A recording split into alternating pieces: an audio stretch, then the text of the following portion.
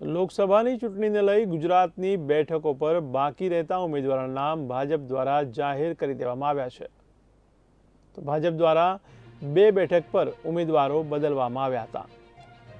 તો વડોદરા, મહેસાણા, સુરેન્દ્રનગર અને સાબરકાંઠા, જૂનાગઢ, અમરેલી બેઠક પર ભાજપે ઉમેદવારોના નામ જાહેર કર્યા છે. તો સાબરકાંઠા સીટ પર ભીખાજી ઠાકોરને બદલી શોભનાબેન બારૈયાને ટિકિટ આપવામાં આવી છે. આ સાથે જ ગુજરાતની તમામ 26 લોકસભા બેઠક પર ભાજપના ઉમેદવાર જાહેર થઈ ગયા છે. શોભનાબેન બારૈયા કોંગ્રેસના ભૂતપૂર્વ ધારાસભ્ય મહેન્દ્રસિંહ બારૈયાના પત્ની છે. મહેન્દ્રસિંહ બારૈયા વર્ષ 2022ની વિધાનસભાની ચૂંટણી સમયે ભાજપમાં જોડાયા હતા.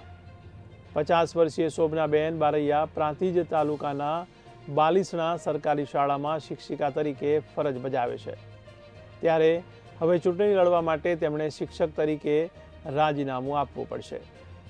નોંધનીય છે કે સતત ત્રીજી વખત પ્રાંતિજ તાલુકાને સાંસદ પદના ઉમેદવાર મળ્યા છે.